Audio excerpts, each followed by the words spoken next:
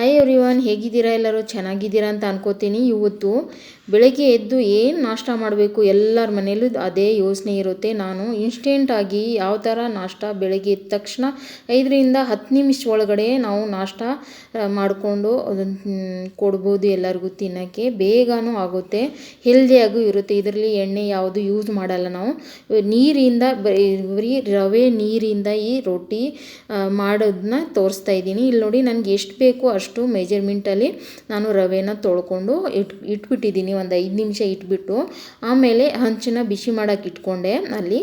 ಇಲ್ಲಿ ರವೆಯಲ್ಲಿ ಉಪ್ಪು ಹಾಕ್ತಾಯಿದ್ದೀನಿ. ನಿಮ್ಗೆ ಎಷ್ಟು ಮೆಜರ್ಮೆಂಟ್ ಬೇಕೋ ಅಷ್ಟು ನೀವು ರವೆ ತಗೊಂಡು ಅದರಲ್ಲಿ ಸ್ವಲ್ಪ ಉಪ್ಪು ಹಾಕ್ಬಿಟ್ಟು ಈ ಥರ ಕಲಿಸ್ಕೋಬೇಕು ಕೈಯಿಂದಾನೆ. ಬೇರೆ ಏನು ಮಾಡೋದು ಬೇಡ, ಬರೀ ರವೆ ನೀರು ಇದರಿಂದನೇ ಈ ರೊಟ್ಟಿ ರೆಡಿ ಆಗುತ್ತೆ. ಒಂದು ಬೌಲಲ್ಲಿ ನೀರು ತೊಗೊಂಡಿದ್ದೀನಿ ನಾನು. ಕೈ ಹಾಕುವಾಗ ರೊಟ್ಟಿ ಕೈ ಸುಡುತ್ತಲ್ವ, ಆವಾಗ ಬೌಲಲ್ಲಿ ನೀರು ಹಾಕ್ಕೊಂಡ್ರೆ ಡೀಪ್ ಮಾಡಿಕೊಂಡ್ರೆ ನಮ್ಮ ಕೈ ತಣ್ಣಗಾಗುತ್ತೆ. ಇಲ್ಲಿ ನೋಡಿ, ಇಲ್ಲಿ ಈ ಥರ ರವೆನ ಒಂದು ಉಂಡೆ ಥರ ತಗೊಂಡು ಈ ಥರ ನಾವು ಇದ್ರ ಮೇಲೆ ಸ್ಪ್ರೆಡ್ ಮಾಡಬೇಕು. ಇಲ್ಲಿ ನೋಡಿ, ಕೈ ಸುಡಿದಾಗ ಈ ಥರ ಈ ಬೌಲಲ್ಲಿ ಡೀಪ್ ಮಾಡಿಕೊಂಡ್ರೆ ಕೈ ಸುಡಲ್ಲ, ತಣ್ಣಗಾಗುತ್ತೆ.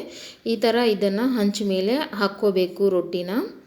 ಎಷ್ಟು ಬೇಗ ಆಗುತ್ತಂದರೆ ತಿನ್ನೋಕ್ಕೆ ಎಷ್ಟು ರುಚಿಯಾಗಿರುತ್ತೆ. ಒಂದು ಸರಿ ಟ್ರೈ ಮಾಡಿ ಫ್ರೆಂಡ್ಸ್. ಈ ಥರ ತೇವ ಕೈಯಿಂದ ಮೇಲ್ಗಡೆ ಮಿಕ್ಕಿರೋದನ್ನ ರವೆನ ತಕ್ಕೋಬೇಕು.